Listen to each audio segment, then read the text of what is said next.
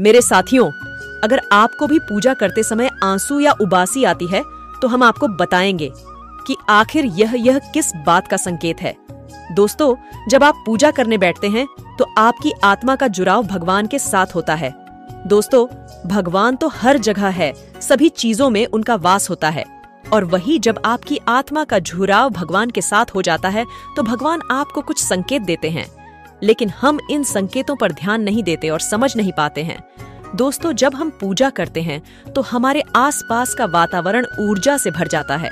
हम चाहे कितने ही दुखी या तनाव में क्यों ना हो, हमें खुशी का अनुभव होता है। इन सकारात्मक शक्तियों का प्रभाव ही कुछ ऐसा होता है। कई बार विद्यार्थी पढ़ते समय माँ सरस्वती जी का ध्यान करते हैं, जिससे उनकी आंखों में आंसू आ जाते हैं और नींद आने लगती है, जिसका अर्थ है कि माँ सरस्वती की कृपा उस विद्यार्थी पर हो रही है। जब हम भगवान से जुड़ी कोई कथा या भजन सुनते हैं तो हमारे शरीर के रोम रोम खड़े हो जाते हैं और आंखों में आंसू आ जाते हैं। आंसू आने से भगवान पर हमारा विश्वास अटूट हो जाता है। अगर आपको भी भगवान का ध्यान करते समय यह संकेत मिलते हैं तो समझिए कि भगवान आपको कुछ संकेत दे रहे हैं।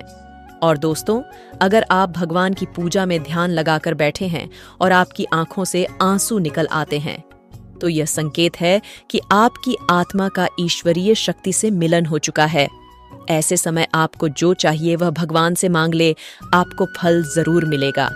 बहुत से लोग इसे संयोग समझकर छोड़ देते हैं, परंतु इस समय ईश्वर से अपनी मनोकामना को बताना चाहिए और अपने दुख दूर करने की कामना करनी चाहिए। आंखों में आंसू आना इस बात का भी संकेत है कि आपके मन के अंदर की सफाई हो रही है। आपके मन में जो गलत विचार और दुहक है वह भी बाहर आ रहे हैं। अब है दोस्तों जलाई हुई ज्योत का बरहना। मेरे साथियों, अग्नि पंच तत्वों में से एक है। इसमें भगवान शिव शंकर जी का वास है।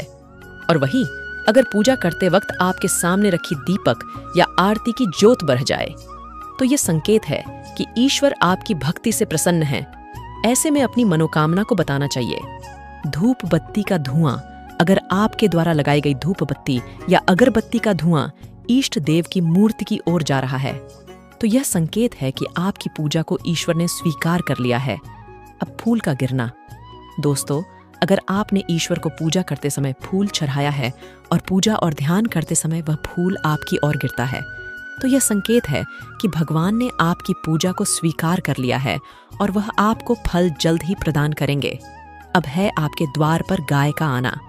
भगवान शिव की पूजा एवं आरती के समय अगर द्वार पर गाय आती है तो यह शुभ संकेत है। इसलिए आप गाय की पूजा करें, रोटी खिलाएं और अपनी मनोकामना गौ माता को बताएं। दोस्तों, जब हम किसी परेशानी में होकर भगवान की भक्ति करते हैं तो हमारे मन में दोहरी विचारधारा चल रही होती है, जिससे मन को कभी चैन नहीं मिलता, जिससे हमें उबासी और नींद आने लगती है। अब है ध्यान में जाना।